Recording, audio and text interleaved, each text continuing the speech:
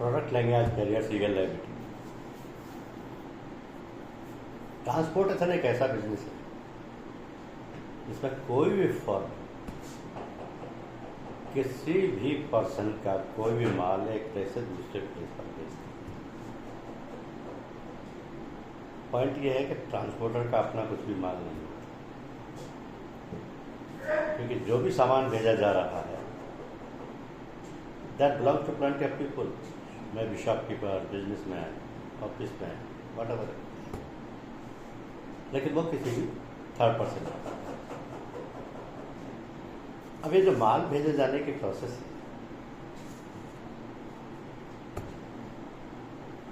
ये बहुत सारे मोड्स से हो सकती है, बहुत सारे तरीकों से हो सकती है, बहुत सारे साधनों से हो सकती है। क्योंकि जब भी आप ऐसा कुछ प्लान करते हैं कि आपको कोई भी सामान कहीं भेजना है, तो सबसे पहले आपके सामने एक जो इम्पोर्टेंट सवाल आता है वो ये है कि क्या आप किसी ऐसी लोकेलिटी में हैं जहाँ वाटरवेज पॉसिबल है, पानी के रास्ते से सामान को भेजा जा सके, जैसे कि बाई शिप से, स्टीमर से, बोट से या और किसी हल से। या आप ये भी एनालाइज करते हैं कि क्या इसको एयरवेज से भेजा जाना ठीक है, क्योंकि by air cargo carrier, helicopter और अन्य किसी भी डिवाइस से सामान भेजा जा सकता है। और आजकल सबसे ज़्यादा ड्रोन यूज हो रहे हैं इस काम के लिए। बहुत ज़्यादा ऑप्शन जो एक्सरसाइज किया जाता है अमंग द बिजनेस कम्युनिटी वो होता है रेलवेज, क्योंकि रेलवेज ने स्पेसिफिक गुड्स ट्रेन डिज़ाइन की हुई है जिसको आप मालगाड़ी बोलते हैं, और वो सिर्फ इसी पर्पज़ के लिए यूज़ की जाती हैं एक्सक्लूसिव। लेकिन इससे भी ज़्यादा जो यूज़ हो रहा है वो है रोडवेज। अब रोडवेज में क्या है, और रोड रूट से अगर कोई ट्रांसपोर्टर किसी भी माल को एक प्लेस से दूसरे प्लेस के लिए भेजेगा तो उसके लिए क्या साधन इस्तेमाल करें, और जो भी साधन होंगे उनके क्या स्टैंडर्ड होंगे, क्या वैरायटी होगी। क्योंकि जो भी रोड रूट पर माल ले जाने वाला साधन है उसको ट्रांसपोर्ट की भाषा में बोलते हैं जीसीसीबी, या इंश्योरेंस की लैंग्वेज में भी इसको जीसीसीबी कहा जाता है, जिसके मायने के गुड्स कैरिंग कमर्शियल व्हीकल। अब एक गुड्स कैरिंग कमर्शियल व्हीकल भी अपने आप में बहुत सारे होते हैं, जैसे लाइट कमर्शियल व्हीकल है, मीडियम कमर्शियल व्हीकल है, हैवी कमर्शियल व्हीकल है, या टैंकर है, रेफ्रिजरेटेड बॉडी है, ये सभी चीज़ें इस्तेमाल होती हैं। तो हम जो रिस्क कवर कर रहे हैं carriers legal liability insurance policy में, वो केवल रोड रूट से रिलेटेड है, और ये रोड रूट से रिलेटेड होने की वजह से जीसीसीबी पर सारा फोकस आ जाता है।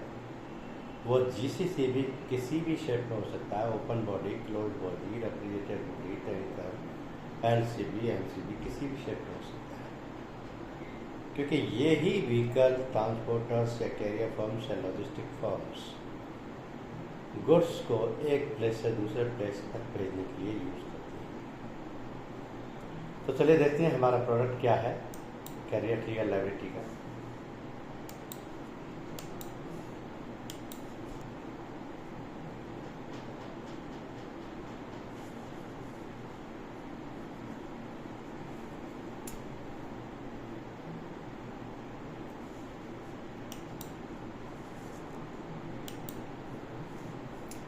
देख पा रहे हैं आप प्रेजेंटेशन? विजिबल है आपका अच्छी तरह? Anybody can confirm?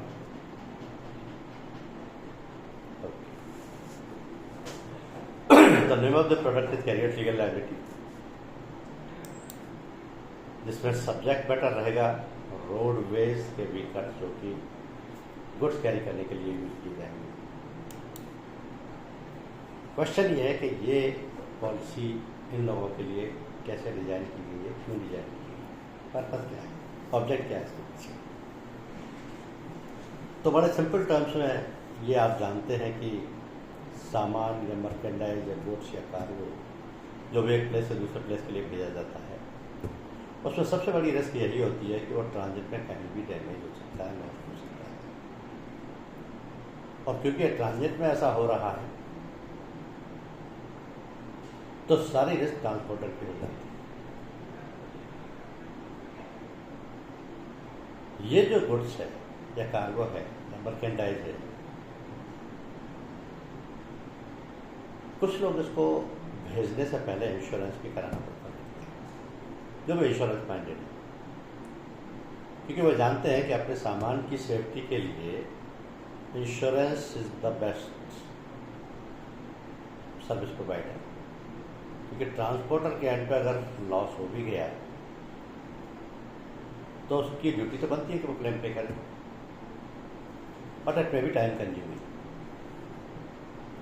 इंश्योरेंस के लेवल पर वो कंपनसेशन प्रोसीजरल है सारा, एक सेट प्रिंसिपल है, एक सेट प्रोसीजर है, टाइम बाउंड भी है जो हर कंपनी का टैग होता है। तो अगर कोई सामान को इंश्योरेंस भी करा करके भेज रहा है तो वो इंश्योरेंस तो इसके लिए है कि लॉस और डैमेज हो गया तो इंश्योरेंस कंपनी उसका कंपनसेशन प्रोवाइड करेगी, लेकिन उसको लाने ले जाने की जिम्मेदारी तो फिर भी सारी ट्रांसपोर्टर की है। और अगर रास्ते में कहीं भी डैमेज हो रहा है तो उस माल का मालिक फर्स्ट प्रेफरेंस इस बात को देगा कि इंश्योरेंस कंपनी से क्लेम किया। हालांकि उसके पास दोनों ऑप्शन, पहला ऑप्शन तो यह कि इंश्योरेंस कंपनी से कर ले, दूसरा ऑप्शन यह है कि जिस ट्रांसपोर्टर के थ्रू माल भेज रहा है उससे क्लेम कर लेकिन ultimately legally responsible to pay the compensation because he was the custodian at the time of the loss of business। दोनों ऑप्शन है। अब दोनों में से वो कोई भी एक ही ऑप्शन एक्सरसाइज कर सकता है, क्योंकि यहाँ प्रिंसिपल ऑफ इंडेमनिटी आड़े आ जाता है। प्रिंसिपल ऑफ इंडेमनिटी कहता है to bring the insured in the same financial position which he was occupying immediately before the loss, यानी कि उसको उसी पोजीशन में लाया जाए जो उसकी लॉस से पहले की पोजीशन।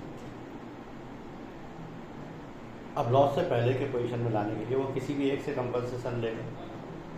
अगर दोनों से लेता है तो it means he is earning out of his loss.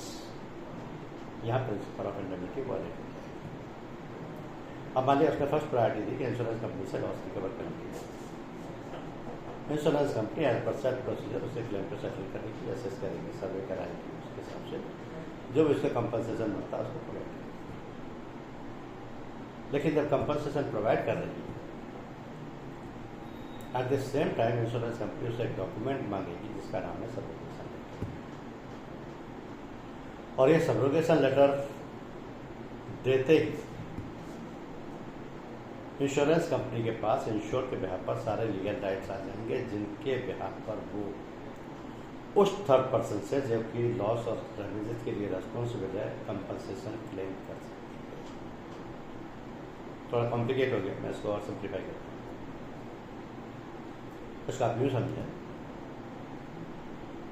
कि अगर मैं अपने माल को भेज रहा हूँ और इंश्योरेंस कंपनी से बीमा करा के भेज रहा हूँ लेकिन ट्रांसपोर्टर के जरिए भेज रहा हूँ, मेरा माल रास्ते में कहीं डैमेज हो गया तो मैं क्योंकि मैंने इंश्योरेंस कराया इसलिए पहला क्लेम इंश्योरेंस कंपनी से ले सकता हूँ। इंश्योरेंस कंपनी ने जैसे मेरे को क्लेम दिया मेरे से एक सब्रोगेशन लेटर ले लिया। सब्रोगेशन लेटर में मैंने अपने सारे लीगल राइट्स और रेमेडीज सारे इंश्योरेंस कंपनी के नाम ट्रांसफर कर दिए।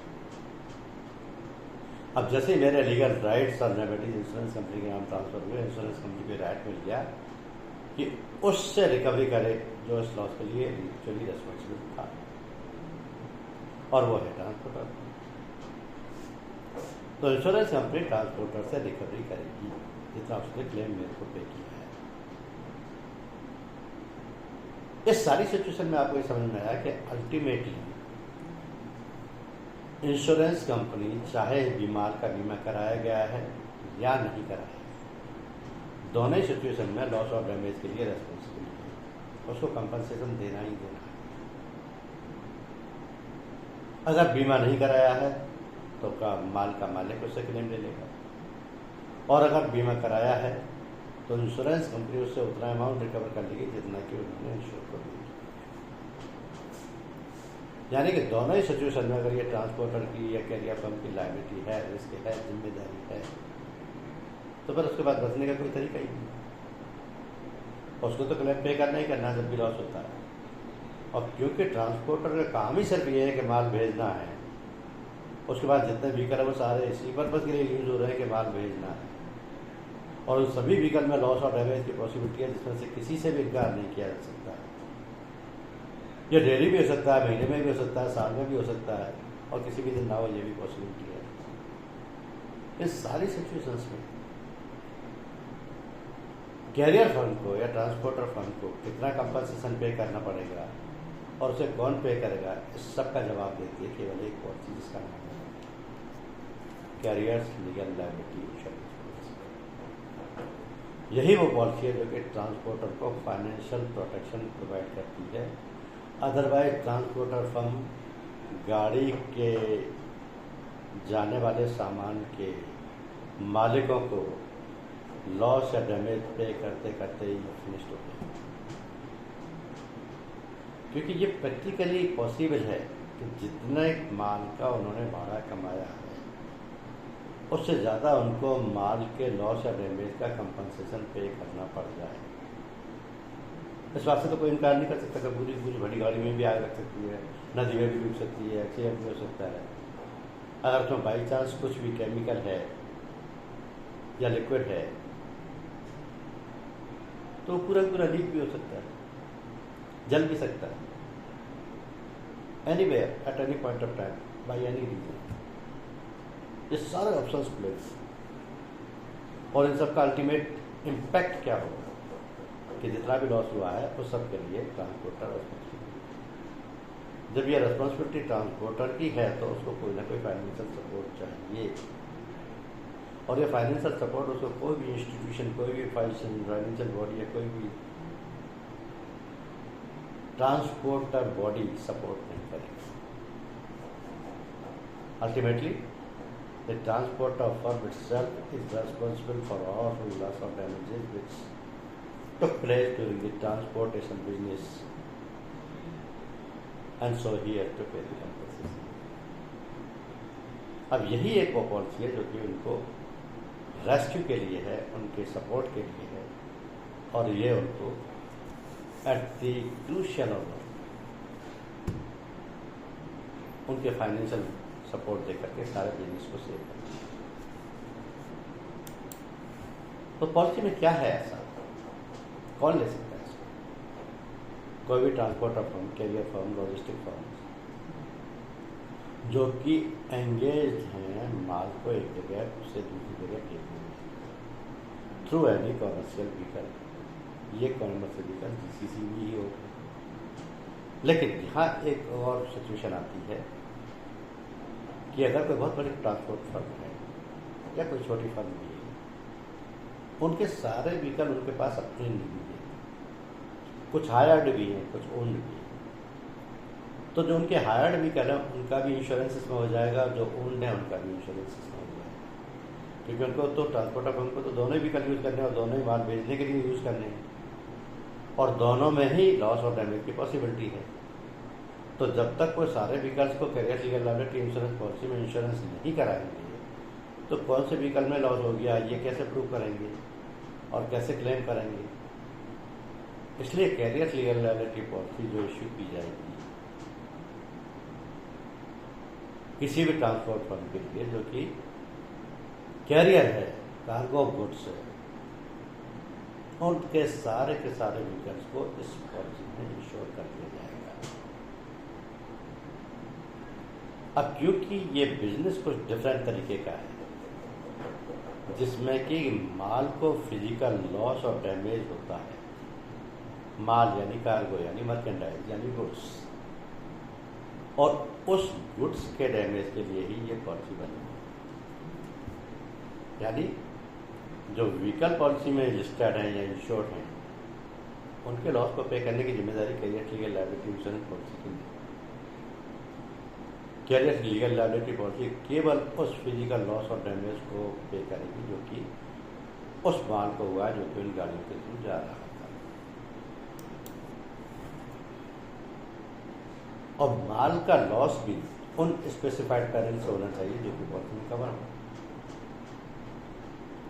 तो क्या है स्कोप ऑफ कवर पॉलिसी में? केवल सेलेक्टेड पेरेंट्स कवर्ड है पॉलिसी।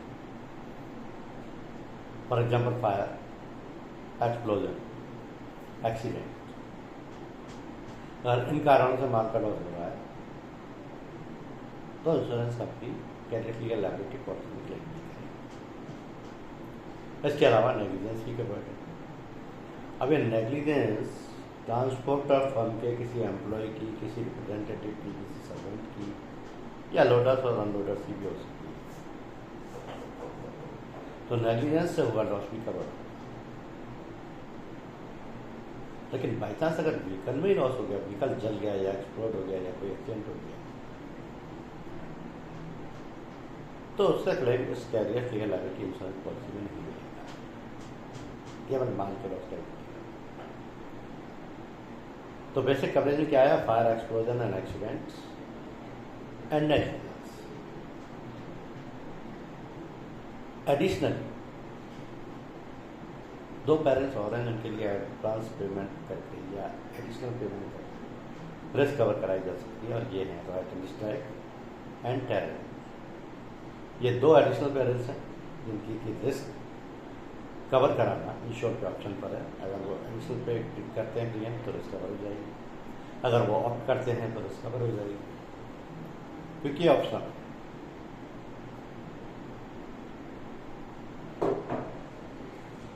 तो ऐसे सिचुएशन में पॉलिसी का कवरेज अपनी जगह है और एड ऑन कवर अपनी जगह है।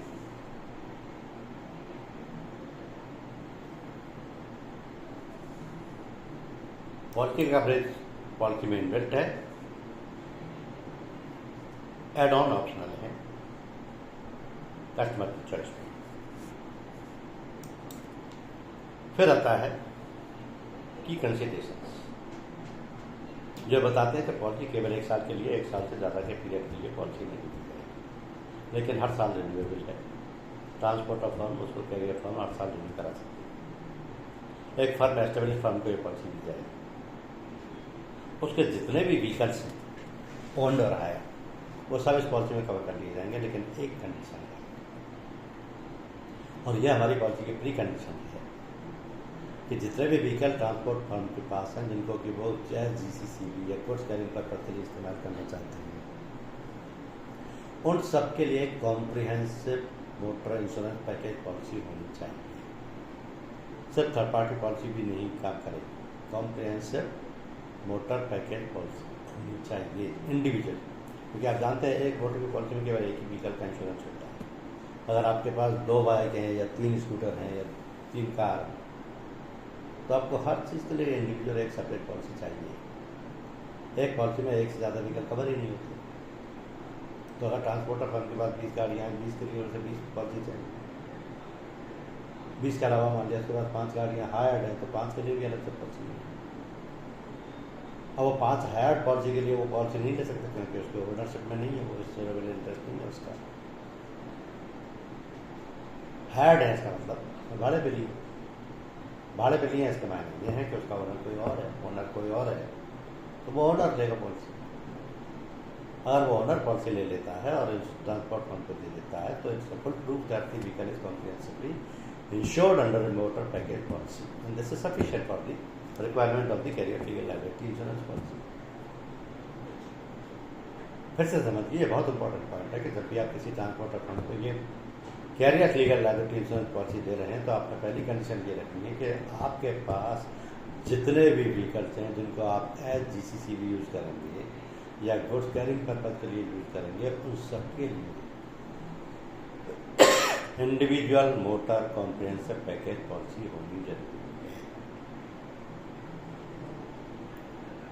उसके लिए सबसे बड़ी समस्या ये होगी, वो यही कहेगा कि मेरे पास 5 भाड़े की गाड़ियाँ हैं, तो ठीक है, जो उनका मालिक है वो पॉलिसी लेगा, क्योंकि बिना इंश्योरेंस के तो पहली चीज़ कोई भी व्हीकल रोड पर भी नहीं चल सकता। और इसमें रिलैक्सेशन ये है कि वो थर्ड पार्टी पॉलिसी से भी चल सकता है। बस यही उसको ये एडवाइस करना है कि हमारे लिए थर्ड पार्टी पॉलिसी सफिशिएंट नहीं है, हमें उस व्हीकल की कॉम्प्रिहेंसिव पैकेज चाहिए। लेकिन नॉर्मल प्रैक्टिस ये भी है कि कोई भी ट्रांसपोर्टर बिना पैकेज पॉलिसी के अपने जीसीसीबी को रोड पर यूज नहीं करते, क्योंकि वो इस बात को अच्छी तरह समझते हैं कि जितने का गाड़ी में माल मिल जाएगा उससे ज़्यादा तो गाड़ी की कॉस्ट है। तो माल के लॉस से ज़्यादा उनके लिए गाड़ी इंपॉर्टेंट है, और गाड़ी में लॉस होता है तो वो केवल तभी पॉलिसी में क्लेम मिलेगा जबकि पॉलिसी कॉम्प्रिहेंसिव होगी। ये पॉलिसी कॉम्प्रिहेंसिव किसी भी जनरल इंश्योरेंस पॉलिसी कंपनी से हो सकती है। हमारी से हो प्रेफरेबली तो बहुत अच्छा, लेकिन अगर किसी दूसरी भी कंपनी से है तो वेल एंड गुड। उसके बाद पैकेज पॉलिसी है हमारी, उसमें कंपटीशन कंप्लाई करती है, हम उसको कैरियर लीगल लायबिलिटी पॉलिसी दे सकते हैं। अब नेक्स्ट कंडीशन ये है कि सारे के सारे व्हीकल जो भी वो ट्रांसपोर्ट पर्पज इसलिए यूज कर रहा है वो सभी रोड वर्दी कंडीशन में होने चाहिए। ये रोड वर्दी कंडीशंस के मायने यहाँ क्या हो जाते हैं ये आपको समझना है, क्योंकि रोड वर्दी कंडीशन सिर्फ कहने से या फिजिकल इंस्पेक्शन से सर्टिफाई नहीं होती। किसी भी GCCB की गुड्स कैरिंग कमर्शियल व्हीकल की रोड वर्दी कंडीशन RTO से एक फिटनेस सर्टिफिकेट इशू होता है, that the proof that the vehicle is under the roadworthy condition and can be used for any commercial purposes. कैसे समझ, किसी भी GCCB के लिए रोड वर्दी कंडीशन को सर्टिफाई कराने के लिए फिटनेस सर्टिफिकेट चाहिए, which is issued by the RTO। Fleet policy can be issued. वैसे हर व्हीकल के लिए सिंगल पॉलिसी देना भी संभव है, लेकिन ऐसा कोई ट्रांसपोर्टर करेगा। उसके बाद जितने भी व्हीकल हैं 5 भी हो सकते हैं, 15 भी हो सकते हैं, 50 भी हो सकते हैं, 500 भी हो सकते हैं। It depends upon the volume and size of his business. हम जब उसको ये पॉलिसी प्रोवाइड करेंगे तो उसके सारे के सारे व्हीकल्स को, चाहे वो ओनर या हायर्ड, एक ही carrier legal liability insurance policy में शामिल कर देंगे, जिसको हम बोलेंगे फ्लीट पॉलिसी।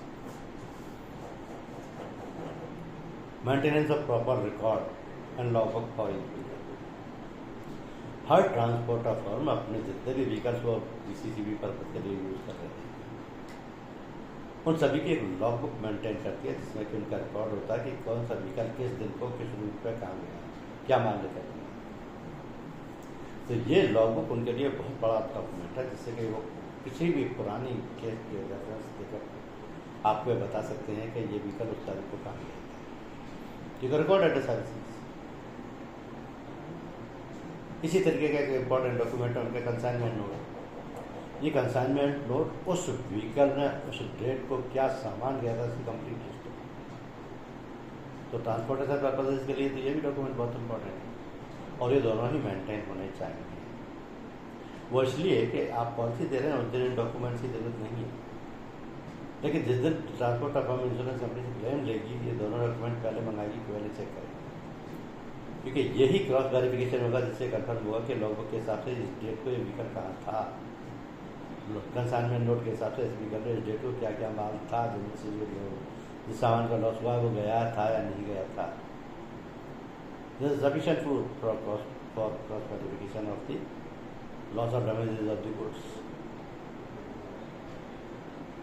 तो इन सब चीज़ों से पता चलता है कि पॉलिसी को आप 12 महीने से ज़्यादा नहीं दे सकते, किसी एस्टेब्लिश फर्म को देंगे तभी देंगे जबकि उसके सारे के सारे vehicles motor comprehensive package policy में इंश्योर्ड होंगे। हर व्हीकल की एक रोड वर्दी कंडीशन के लिए फिटनेस सर्टिफिकेट होगी, सारे के सारे व्हीकल एक पॉलिसी में इंश्योर्ड हो जाएंगे, लॉग बुक और कंसाइनमेंट नोट की मेंटेनेंस होगी, और पॉलिसी या किसी भी सूरत में मिनिमम प्रीमियम 500 प्लस GST से कम नहीं। बाई चांस अगर कम है तो भी आप पॉलिसी डिजाइन नहीं करेंगे, पॉलिसी आप तभी दे सकते हैं, लेकिन आपको राउंड फिगर में 500 प्लस GST कम चार्ज करना है। हालांकि ऐसी सिचुएशन आएगी।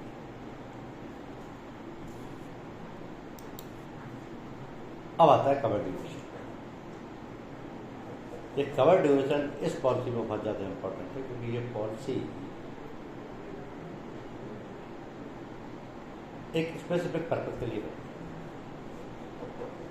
जिसमें कवर ड्यूरेशन को इसलिए इम्पोर्टेंट माना जाता है कि ट्रांसपोर्टर के लिए ट्रांसपोर्टेशन बिजनेस में कुछ फैसिलिटी चाहिए, कुछ कन्वीनियंस चाहिए, कुछ वैल्यू एडिशन चाहिए। और वैल्यू एडिशन ये है कि बाई चांस उसकी गाड़ी जहाँ वो भेज रहा है माल से भरी हुई की गाड़ी पहुँच जाती है, माल सेफली पहुँच भी जाता है, लेकिन माल की अनलोडिंग की पोजीशन वहाँ नहीं।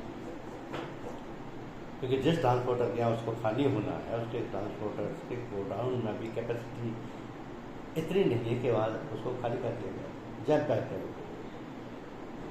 और उसे हो सकता है अगले 2 दिन तक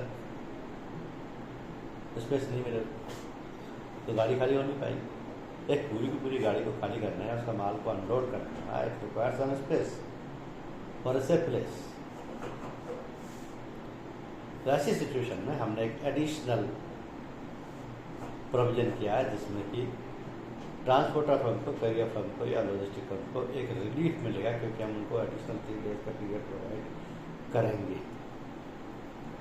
और उस एडिशनल 3 डेज में भी एक इंश्योरेंस कंपनी पूरी की पूरी ऑन रिस्क रहेगी, लायबिलिटी इंश्योरेंस कंपनी की रहेगी अगर किसी भी माल को लॉस और डैमेज हो जाता है।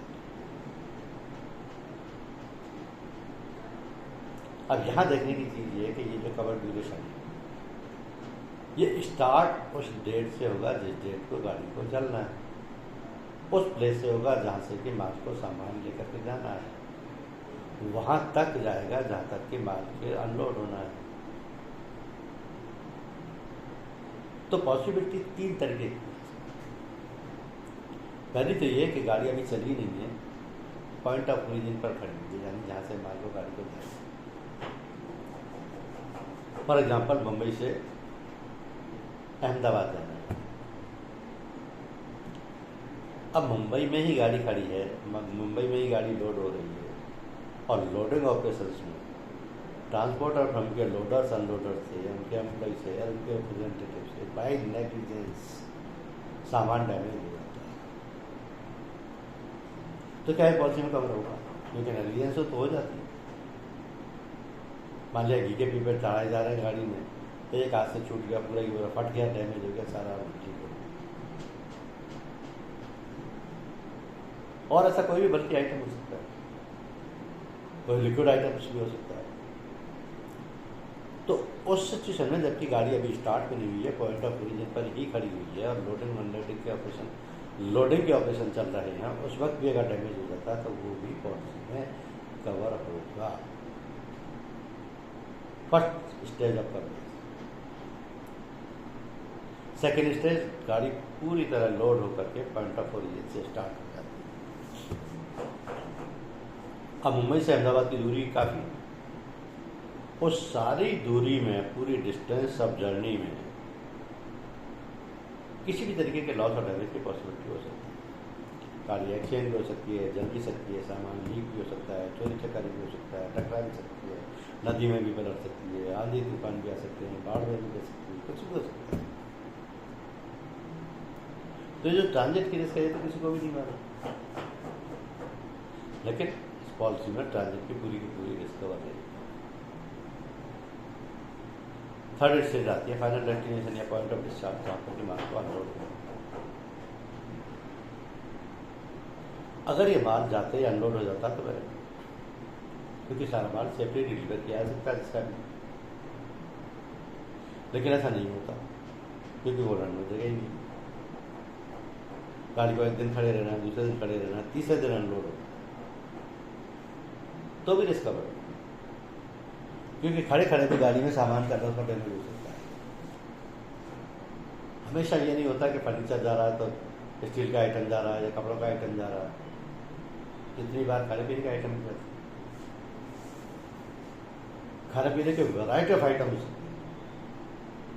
वेजिटेबल्स हैं, फ्रूट्स हैं, मिल्क प्रोडक्ट्स हैं, बेकरी आइटम्स हैं, वैरायटी। तो गाड़ी अनलोड नहीं हुई तो फिर वो सामान खराब होने के 100% चांस हो। तो इंश्योरेंस कंपनी कहती है कि इस पॉलिसी में हम एक्स्ट्रा लायबिलिटी कवर करेंगे। Policy ends with the unloading and valid code, it is not, in that case we provide extra 3 days. इन दोनों में से जो भी पहले होगा पॉलिसी में रिस्क खत्म होगा और चेक नहीं होगी पॉलिसी पूरे 1 साल के लिए। ये कंसाइनमेंट तो रोज जाएंगे, लेकिन उस व्हीकल की रिस्क खत्म हो जाएगी अगर 3 दिन में भी उसमें से अनलोड नहीं हुआ। तो ये जो कवर ड्यूरेशन है, this is design keeping the requirement of the transporter firms, providing them 3 days extra coverage. During that, the insurance company will be responsible if any loss or damage is caused to the goods carried by the transporter. और simple term में समझने की चीज़ है, क्योंकि cover duration हमेशा transporter firm के favour में होना चाहिए। उसका बेनिफिट ये है कि ट्रांसपोर्टर फर्म के लिए एक अट्रैक्शन रहेगा, वो पॉलिसी को प्रेफर करेंगे लेकिन, और अगर उनको 1 दिन 2 दिन 3 दिन या 4 दिन का कोई भी एक्स्ट्रा टाइम दिया जाता है तो उनके लिए कंफर्ट रहेगा। इसलिए हमारी पॉलिसी भी पीरियड देती है, 3 दिन का टाइम देती है और 3 दिन की हम रिस्क पे कवरेज कर रहे हैं। पॉलिसी में रेटिंग पैरामीटर्स क्या अप्लाई होंगे? जो पॉलिसी का प्रीमियम कैलकुलेट होगा वो 3 स्टेप्स में होगा। जितने भी व्हीकल पॉलिसी में कवर किए जा रहे हैं उनका gross vehicle wait, limit of indemnity जो कि ट्रांसपोर्टर फर्म को डिसाइड करेगा कि किस व्हीकल की कितनी लिमिट है और कितनी लायबिलिटी आ सकती है, इसके बेसिस पर वो पूरे साल के लिए कितनी limit of indemnity. Third add on, 2 add on है हमारे पास, तो दोनों में से कौन सा सेलेक्ट किया जा रहा है, लिया जा रहा है, नहीं लिया जा रहा है, दोनों लिए जा रहा है, एक लिया जा रहा है या एक नहीं लिया जा रहा है। This description is with the insure. इन तीनों पर जो प्रीमियम लगेगा उसके बाद उसमें डिस्काउंटिंग एंड लोडिंग के कैंसिलेशन भी हो सकते हैं, क्योंकि उसके बहुत सारे फैक्टर्स हैं। प्रीमियम में रिलैक्सेशन देने के लिए पहले टाइप ऑफ व्हीकल बॉडी देखी जाएगी कि व्हीकल जो कवर किए जा रहे हैं, क्लोज बॉडी है, ट्रेलर है, रेफ्रिजरेटर है, कितनी बड़ी फ्लीट उसके ट्रांसपोर्टर के पास है, फ्री डिस्काउंट दिया जा सकता है, पास क्लेम हिस्ट्री कैसी रही है, अदर फीचर्स के व्हीकल्स की कंडीशन कैसी है, टाइप ऑफ कार्गो उनमें जो कैरी किया जाता है वो कैसा है। ये प्रपोजल फॉर्म से सारी इन्फॉर्मेशन मिल जाती है, उसको वैलिड करके अंडरराइटर उसी रेट पर एक्सेप्ट करता है जो कि मार्केट में कॉम्पिटिटिव हो। पॉलिसी में एक चीज़ बड़ी क्लियर है कि अगर पॉलिसी में क्लेम आता है तो हर क्लेम पर compulsory excess 2% of the claim amount जो कि मिनिमम 5000 रुपीज़ है कटेगा ही कटेगा, और ज़्यादा बड़ा लॉस है तो 5000 से ज़्यादा जो सकता है 2% होगा। इन that case 2% of the claim amount, otherwise minimum 5000। Terrain के केस में थोड़ा ज़्यादा हो सकता है, लेकिन टैरन पॉलिसी का इनबिल्ट कवरेज नहीं। टैरन की रिस्क केवल तभी कवर होगी जब इंश्योर ने टैरन एड ऑन कवर को सेलेक्ट किया, क्योंकि हमारे पास 2 ही एड ऑन कवर है, पहला राइट एंड स्ट्राइक और दूसरा टैरन। अगर लिया है तब तो उसकी रिस्क कवर है। तो पॉलिसी कुछ सर्कमस्टांसेस में लॉस को कवर नहीं करेगी। अब ये सर्कमस्टांसेस क्या हो सकते हैं कि अगर व्हीकल फुल्ली लोडेड जा रहा है और उसके सामने कोई पर्सन आ गया और की कोलिजन में डेथ हो गई या इंजरी हो गई या डिसेबिलिटी हो गई या उसकी प्रॉपर्टी डैमेज हो गई, तो ये क्लेम इस पॉलिसी में पेबल नहीं होगा। अब ये सब कॉमन सेंस की बात है, क्यों नहीं होगा? क्योंकि हमने पहली कंडीशन हमारी पहले ये है कि जितने भी व्हीकल इस पॉलिसी में कवर रहेंगे उन सबके लिए एक comprehensive motor insurance package policy होनी चाहिए, और ये जो रिस्क है, ये जो कवरेज है, ये मोटर इंश्योरेंस पैकेज पॉलिसी का पार्ट है। पैकेज ना हो थर्ड पार्टी का से में कवर हो जाएगा, लेकिन पैकेज पॉलिसी हमारे रिक्वायरमेंट के साथ होनी चाहिए।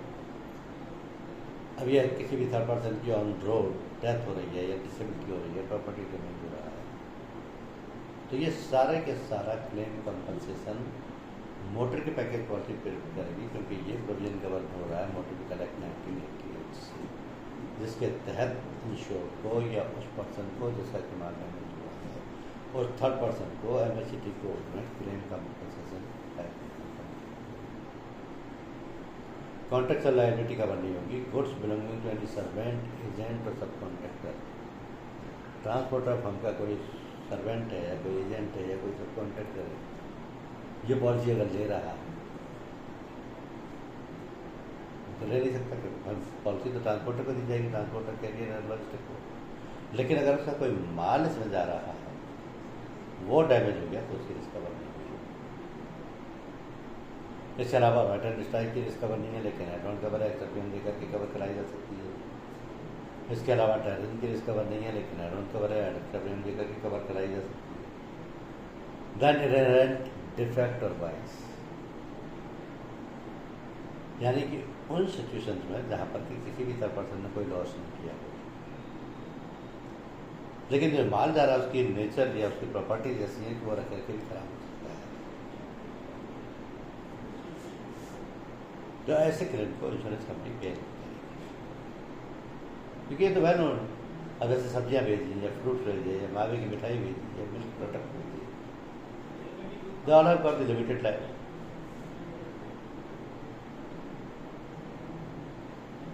They can even got vanished, completely rotten, decay. The vehicle is delayed. तो ये जो इनहेरेंट डिफेक्ट की वजह से लॉस हो रहा है, इसके लिए इंश्योरेंस कंपनी रेस्पॉन्सिबल नहीं है। ये उसके नेचर ऑफ प्रॉपर्टी है, उस माल की अपने आप खराब होने का रीज़न है, ये कोई एक्सीडेंटल लॉस नहीं है। Insurance company will not consequential losses,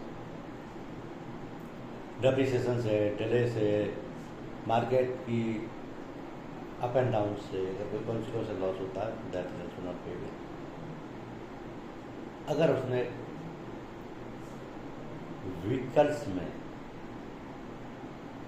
किसी भी वैलिड डॉक्यूमेंट्स की कंप्लायंस नहीं की है और लॉस और डैमेज हो गया आपकी व्हीकल में, तो भी इंश्योरेंस कंपनी क्लेम करेगी। फॉर एग्जाम्पल, जो व्हीकल माल लेकर के जा रहा था मुंबई से अहमदाबाद, उसके पास केवल स्टेट परमिट था, और वो स्टेट परमिट उसको मुंबई का रहने वाला है, तो महाराष्ट्र के लिए परमिट करेगी, अहमदाबाद के लिए परमिट करेगी। Ahmedabad is a city which is the capital of another state, that is not state permit पर तो उसका मूवमेंट नहीं हो सकता। In such a case he has to get a national permit. इसी तरह फिटनेस में अगर नहीं है, then also the insurance company would deny the liability simply on the ground that the vehicle was not fit for carrying the goods. तो ये जो documentation है जिनके बेसिस पर मोटर इंश्योरेंस कंपनी भी क्लेम डिनाई कर देगी, ये अलग पॉलिसी क्लेम डिनाई कर देगी। इसलिए एक्सीडेंट्स में अगर कोई रीजन आ गया लॉस का, then the claim will not be paid।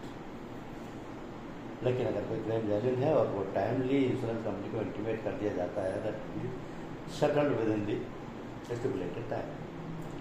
लेकिन यहाँ एक कंडीशन ये काम करती है कि जैसे ही ट्रांसपोर्ट ऑफ हमने इंश्योरेंस कंपनी को इंटीमेशन दी कि फला फला गाड़ी में ये माल डैमेज हो गया है, now the insurance company comes into the action. अपना रिकॉर्ड देखते हैं, पॉलिसी देखते हैं, पॉलिसी में देखते हैं कि same ensure firm is covered, transport of firm is covered, तो immediately insurance company will send a surveyor who will rush to the spot of incident and will physically verify the loss or damage। अब ये जो physical verification है, that is the most important aspect of settlement of this claim of the policy. क्योंकि sir transporter के कहने से कि इतना माल डैमेज हो गया है, ये माल डैमेज हो गया है, इस गाड़ी में था, फला जगह पर है, ये सफिशिएंट प्रूफ नहीं, this is only an intimation of loss. इसके बेसिस पर इंश्योरेंस कंपनी ने जो इंटीमेशन के बेसिस पर क्लेम रजिस्टर किया, इसके बेसिस पर जो सर्वेयर भेजा, वो is the competent person to assess the loss, वो is the authorised person to do the survey. उसकी बेसिस पर, उसकी रिपोर्ट पर, उसकी रिकमेंडेशन के बेसिस पर इंश्योरेंस कंपनी क्लेम रजिस्टर करेगी, और तब इंश्योरेंस कंपनी की सेटलमेंट जो होगी वो ट्रांसपोर्टर फर्म को दी जाएगी कि अल्टीमेटली वो is the insure transporter firm, carrier firm और the logistic firm who had taken the carrier legal liability policy। The claim settlement process is very simple, but there has to be an opportunity to physically inspect the loss by an authorized person, that is called surveyor। और claim settlement में जो document लिए जाएंगे वो भी थोड़े different हो सकते हैं। फॉर एग्जाम्पल, सबसे पहले तो व्हीकल की मोटर पैकेज पॉलिसी तय की जाएगी, और वो पैकेज पॉलिसी होते हुए भी बाई चांस हो सकता है कल ही खत्म हो जाए और आज लॉस हो। Actually, the insurance company will deny the claim under the carrier liability policy because the policy is not valid on the rate of loss। Policy rate of loss को वैलिड होनी चाहिए, पैकेज पॉलिसी वैलिड होनी चाहिए, vehicle का proper registration certificate होना चाहिए, अगर कोई एग्रीमेंट लेटर है जिसके तहत माल कैरी किया जा रहा है तो एग्रीमेंट लेटर की कॉपी भी चाहिए। और ऐसे एग्रीमेंट लेटर बहुत सारे होते हैं, नॉर्मल केस में होती है, क्योंकि ज़्यादातर व्हीकल्स इस काम के लिए भी यूज़ किए जाते हैं जो कि किसी स्पेसिफिक फर्म का माल ढो रहे हैं, जैसे किसी सीमेंट फैक्ट्री में, जैसे किसी ऑयल फैक्ट्री में, भारत पेट्रोल पंप या हिंदुस्तान पेट्रोलियम। अब इनका तो व्हीकल की ज़रूरत होती है क्योंकि इनको अपने ऑल इंडिया में सारे डिस्ट्रीब्यूटर्स को सप्लाई करना होता है और रूटीन में करना होता है। तो they may have an agreement with any transporter firm to supply their product. ये गैस भी हो सकता है, पेट्रोल भी हो सकता है, डीजल भी हो सकता है ना। Another document is certificate of registration. यहाँ थोड़ा आप कन्फ्यूज होंगे क्योंकि व्हीकल का जो आरसी है जिसका आप रजिस्ट्रेशन सर्टिफिकेट बोलते हैं, that is the document issued by the regional transport authorities. लेकिन ये जो सर्टिफिकेट ऑफ रजिस्ट्रेशन है that is issued by the transportation department under the provisions of the carriage by road act 2007। This is something called the authorisation to do the transportation business on the same pattern which is issued by the IRDA to the insurance companies. Any transport firm which is doing the transportation business must be fully authorized by the transportation department by issuance of a certificate of registration under the provisions of Carriage by Road Act 2007. So this is again a different document. पट्टा certificate उस vehicle का होना चाहिए, claim form में सारी detail होनी चाहिए, goods receipt ली जाएगी।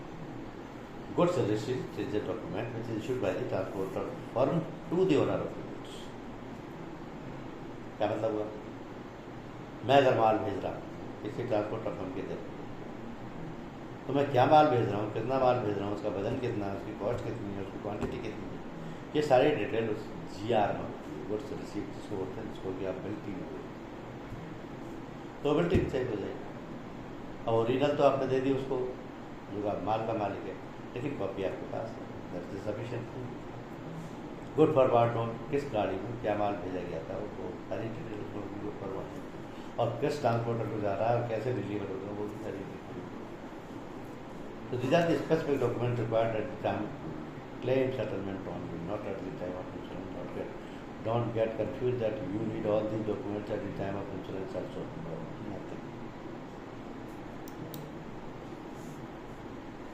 आपको इंश्योरेंस के टाइम पर जो बेसिक इंफॉर्मेशन चाहिए वही उसी के बेसिस पर कोड जनरेट होगा, और ये जो बेयर मिनिमम रिक्वायरमेंट है इंफॉर्मेशन की वो कोड जनरेट मिलेगी। वो कैसे दी जाएगी? सबसे पहले आपको ये देखना है कि ट्रांसपोर्टर के पास नंबर ऑफ व्हीकल्स कितने हैं, उनका GVW कितना है, इंश्योर ने लिमिट ऑफ इंडेमनिटी कितना सेलेक्ट किया है, क्या वो दोनों एड ऑन कवर ले रहा है, एक ले रहा है, एक नहीं ले रहा है, उसकी टाइप ऑफ व्हीकल बॉडी क्या है, कुछ उसमें से क्लोज बॉडी हो सकते हैं, कुछ टैंकर हो सकते हैं, कुछ अदर व्हीकल भी हो सकते हैं,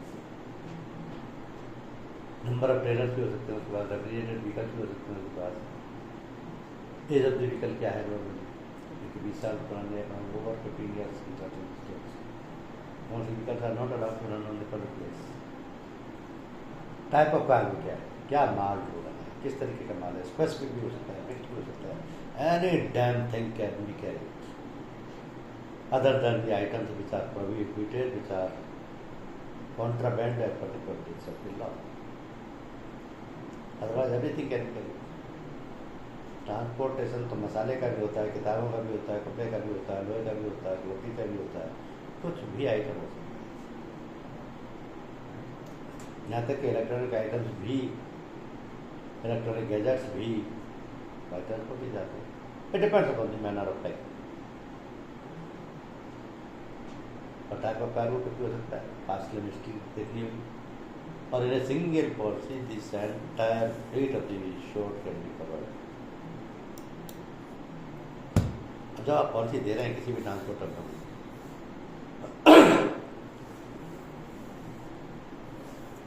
तो फ्लीट पॉलिसी ही दीजिए, एक दो इंडिविजुअल पॉलिसी देने का कोई पर्पज नहीं। दूसरा ये कन्फर्म कर लीजिए कि आपके पास मैंडेटरी मोटर इंश्योरेंस की पैकेज पॉलिसी या की है, क्योंकि अगर on the date of loss अगर वो पैकेज पॉलिसी नहीं पाई गई तो कैरियर्स लीगल लायबिलिटी पॉलिसी का क्लेम भी रिजेक्ट हो जाएगा।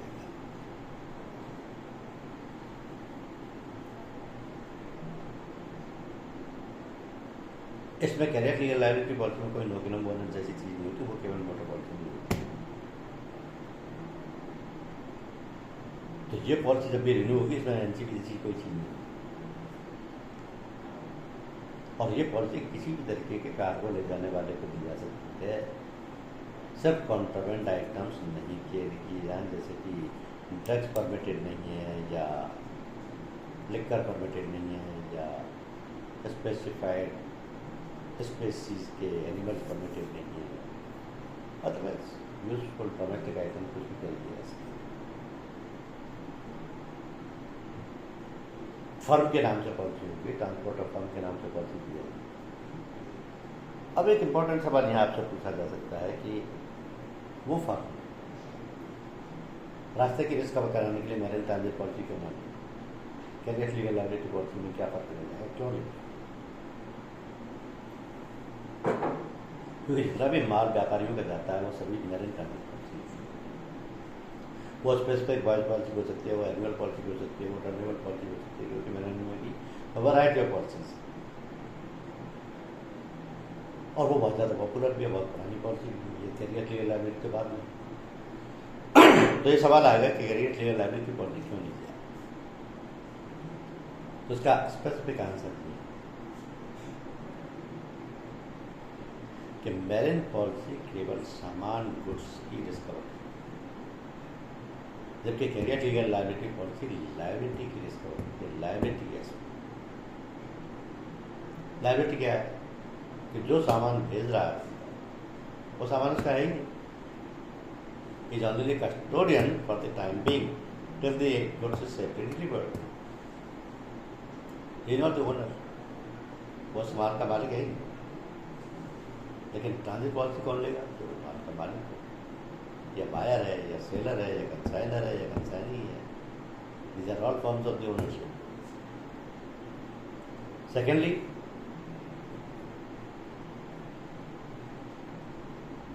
यही पोजीशन क्लेम के टाइम पर भी आई, क्योंकि यहां जो क्लेम मिलेगा, जो माल का लॉस हुआ है उसको ओनर नहीं मिलेगा, ट्रांसपोर्ट ऑफ फंड मिलेगा। ट्रांसपोर्ट ऑफ फंड किसको देते हैं? बात का, लेकिन बात तो ओनर नहीं करना है, डायरेक्ट कंपनी पॉलिसी ओनर के नाम। तो मैरिन की जो पॉलिसी है वो लायबिलिटी रिस्क कवर नहीं करती, वो केवल इंडेमनीफाई करती है उस ओनर को जिसने की माल के लिए बीमा किया है। ये carrier legal liability policy liability policy है, इसलिए लायबिलिटी की रिस्क कवर करती है। ये उस थर्ड पर्सन के माल के सामान की रिस्क कवर करती है जो कि ये जानता ही नहीं कि कैरियर लीगल लायबिलिटी पॉलिसी भी ली गई, तो इस बात से कोई कंसर्न नहीं। हाँ, कैरियर लीगल लायबिलिटी पॉलिसी में एक बहुत अच्छा कवरेज दिया है कि चाहे किसी भी तरीके का व्हीकल ओन हो या वो सभी की पॉलिसी में कवर ली जाएंगे, फिर कितनी भी बड़ी हो सभी की पॉलिसी में कवर होगी। अब एक प्रोविजन आता है अंडर इंश्योरेंस, वो मोटर पॉलिसी में लागू नहीं होता। आप सब लोगों ने खूब मोटर इंश्योरेंस भी का बीमा किया है, आप जानते हैं कि मोटर इंश्योरेंस में अंडर इंश्योरेंस लागू नहीं होता। वो इसलिए नहीं होता कि सारा की सारा बीमा मोटर पॉलिसी का आईटीपी बेसिस पर होता है, जिसमें कि इवन एक्स शोरूम प्राइस तक पर भी आप पॉलिसी नहीं दे सकते। आज पॉलिसी लिया, 1 घंटे पहले पॉलिसी लिया, लेकिन फिर भी जितने की मेरी पॉलिसी गाड़ी है उतनी की पॉलिसी आप मुझे नहीं दे सकते, उसमें भी आप 5% वैल्यू डिडक्ट करके देते हैं। तो वहाँ मुझे प्राइस भी पता है, ओनर भी मैं, लेकिन फिर भी मेरी माल का बीमा, मेरी संपत्ति का बीमा, मेरी गाड़ी का बीमा डेप्रिसिएटेड वैल्यू पर होता है, क्योंकि वो मार्केट वैल्यू है, वो इंश्योर डिक्लेयर्ड वैल्यू है, उस बेसिस पर ही बीमा। जब उस पर हो गया तो अंडर इंश्योरेंस अप्लाई नहीं होगा। यहाँ सिचुएशन उससे बिल्कुल अलग है, लेकिन फिर भी अंडर इंश्योरेंस नहीं अप्लाई होगा। कैरियर लीगल लायबिलिटी में उस व्हीकल का भी बीमा है जो कि ओन्ड है, उस व्हीकल का भी बीमा है जो कि हायर है। लेकिन हम व्हीकल्स की रिस्क तो कवर कर नहीं कर ही नहीं रहे। व्हीकल तो हमारे सिर्फ एक मोड है, मोड ऑफ कन्वीनियंस है। हम रिस्क को कवर कर रहे हैं उस माल की जो कि रास्ते में डैमेज हो रहा है, और वो माल भी ट्रांसपोर्टर फर्म का नहीं है। और ट्रांसपोर्टर को तो ये भी नहीं पता कि उसकी वैल्यू कितनी है। ट्रांसपोर्टर को तो ये भी नहीं पता कि उसके पास कितने टाइम रहेगा। ट्रांसपोर्टर को तो ये भी नहीं पता कि उसको कब खरीदेगा या कहाँ से खरीदेगा। ये ओनली कस्टोडियन, उसकी कस्टडी में है बात। तो for that time the risk is covered. तो वो अंडर वैल्यू है या ओवर वैल्यू है, ही नेवर नोस। इसलिए कैरियर लीगल लायबिलिटी में भी अंडर इंश्योरेंस का प्रोविजन लागू नहीं होता। लेकिन ये पॉलिसी का जो सम इंश्योर्ड है, जो टोटल लायबिलिटी है, वो दो फैक्टर्स में इंश्योर है, और ये है एओए एंड एनिमल एक्सीडेंट और एनिमल। यही इंश्योरेंस कंपनी की लिमिट डिसाइड करेगी। हालांकि उसमें पॉलिसी डिडक्टिबल्स भी अप्लाई होते हैं, कंपल्सरी एक्सेस भी डिवाइड होती है, लेकिन liability will be paid by the policy in full up to the AOA और एओवाई लिमिट्स। ये दोनों लिमिट्स का इंश्योर्ड को या ट्रांसपोर्टर फर्म को या कैरियर फर्म को खुद ही डिसाइड करते हैं। कैसे करेंगे? इसको डिसाइड करने का भी एक फॉर्मूला है कि जब आप सम इंश्योर्ड निकाल रहे हैं तो आप दोनों लिमिट निकालेंगे, एनी वन एक्सीडेंट भी और एनी वन ईयर भी। एनी वन एक्सीडेंट की लिमिट आप इससे निकाल लें कि आपका एक बार में, एक व्हीकल में टोटल मैक्सिमम लॉस कितना हो सकता है। चाहे उसमें मिक्स्ड आइटम जा रहे हों, चाहे उसमें वेजिटेबल जा रहा हो, या उसमें फ्रूट जा रहा हो, या उसकी कोई पेट्रोल डीजल जा रहे हैं, या कोई खेल या कोई मेटलिक या वुडन आइटम जा रहा है। लेकिन पॉसिबिलिटी क्या है? एक टाइम में मैक्सिमम लॉस कितना हो सकता है, ये उसकी एओए लिमिट जो डिसाइड करेगी कि एक बार में इससे ज़्यादा लॉस की पॉसिबिलिटी है ही नहीं। इसको कैलकुलेट करना खासतौर से लिक्विड्स वाले व्हीकल्स में जहाँ टैंकर्स वगैरह यूज होते हैं, बड़ा सिंपल। ये एग्जाम्पल आपने देखा है कि अगर उसके टैंकर की कैपेसिटी 5000 लीटर और आइटम जो कैरी हो रहे हैं उनकी अगर रेट 100 रुपीज़ पर लीटर है, तो मैक्सिमम लायबिलिटी बन गई 5000। जितने टैंकर हैं उनको मल्टीप्लाई कर दिया और उनको पूरे साल के डेज से मल्टीप्लाई कर दिया, तो आपको पूरा एओवाई का सम इंश्योर्ड आएगा। तो ये एओए लिमिट और एओवाई लिमिट दोनों ही इंश्योर्ड को डिसाइड करें। एओवाई में जो सबसे बड़ा फैक्टर काम करता है वो ये है कि उसका टोटल टर्नओवर साल का कितना है। और हर ट्रांसपोर्ट फर्म को, हर कैरियर फर्म को, हर लॉजिस्टिक फर्म को ये कन्फर्म पता होता है कि उनके पिछले साल का टर्नओवर क्या है, but still they are not bound by that turn. वो उससे कम भी, ज़्यादा कम का भी सम इंश्योर्ड ले सकते हैं, ज़्यादा का भी ले सकते हैं, उतना भी ले सकते हैं। This is the choice. Ultimately they have to pay the premium on that limit on. तो वो जो सम इंश्योर्ड डिसाइड कर रहे हैं एनी वन ईयर की लिमिट प्रीमियम उसी पर ही पेबल होता है, उस पर ही प्रीमियम की रेट लग जाएगी। प्रीमियम की रेट जो भी हो सकती है, 1 रुपये भी हो सकती है, 10 पैसे भी हो सकती है, 20 रुपये भी हो सकती है, डिपेंड्स अपॉन दी आइटम्स या नेचर ऑफ बिजनेस या नेचर ऑफ कार्गो, उस पर डिपेंड करेगा। अब ये कैरियर्स लीगल लायबिलिटी इंश्योरेंस या कैरियर्स लायबिलिटी इंश्योरेंस किसी भी लॉ या एक्ट के तहत कंपलसरी नहीं, लेकिन कोई भी ट्रांसपोर्टर फर्म इसके बिना बिजनेस करेगी तो उनको सारी की सारी रिस्क खुद झेलनी, क्योंकि आपने देखिए कंपलसरी कैटेगरी क्या है। हर व्हीकल की इंश्योरेंस होना कंपलसरी है, हर vehicle. Deposit insurance, credit guarantee insurance में भी इंश्योरेंस कंपलसरी है। वेब एग्रीगेटर्स के अपने पर्सनल के लिए प्रोफेशनल इम्यूनिटी पॉलिसी लेना कंपलसरी है। इट डिपेंड्स कि किस चीज़ के लिए क्या मैंडेटरी क्या हुआ, लेकिन कैरियर्स लीगल लायबिलिटी पॉलिसी किसी भी ट्रांसपोर्टर के लिए लेना कंपलसरी नहीं है by virtue of any law. ये उसकी चॉइस पर, और this is the only policy which will provide the financial security to a transporter firm, इसलिए उनके लिए ये पॉलिसी। आपको प्रॉब्लम ये आएगी कि जब भी आप ये पॉलिसी किसी भी ट्रांसपोर्टर फर्म को सेल करने जा रहे हैं तो आपको ये कह सकता है कि मेरे पास ये बहुत पॉलिसी ऑलरेडी है, because we are related entrants, we have come up in the market with this policy just before 2-3 years, जबकि पॉलिसी बहुत पुरानी है और कंपनियों के पास कब से चली आ रही है, PSU के पास शुरू से है। तो कोई भी ट्रांसपोर्टर फर्म इसके बिना बिजनेस नहीं करती है, तो उन्होंने कहीं किसी से ले रखी है। While you are entering into the domain of other customers, you may face this situation। तो ये कहते हैं ट्रांसपोर्टर फर्म आपको कि मेरे पास इस कंपनी की एक policy, no worry, you have to pay patient till the expiry of the policy, और आप उसको अपने रिन्यूअल की अपॉर्चुनिटी दे सकते हैं, क्योंकि आपको ट्रांसपोर्टर फर्म में एंटर होना आपके लिए विन विन सिचुएशन होगी, बशर्ते कि आप उससे एक बार एंटर हो जाए तो फिर आप ये 2 पॉलिसी उसको प्रोवाइड कर सकते हैं कि अगर लीगल लायबिलिटी पॉलिसी भी दे सकते हैं, पैरेलली उसके जितने भी व्हीकल्स हैं, नंबर ऑफ फीट है, वो सारी की सारी आप इश्यू कर सकते हैं। तो this is most saleable policy इस लिहाज से, और बहुत पॉपुलर पॉलिसी है, आप सभी को इस पर फोकस भी करना चाहिए। अब किसी का कोई सवाल हो तो आप पूछ सकते हैं। Any question by any?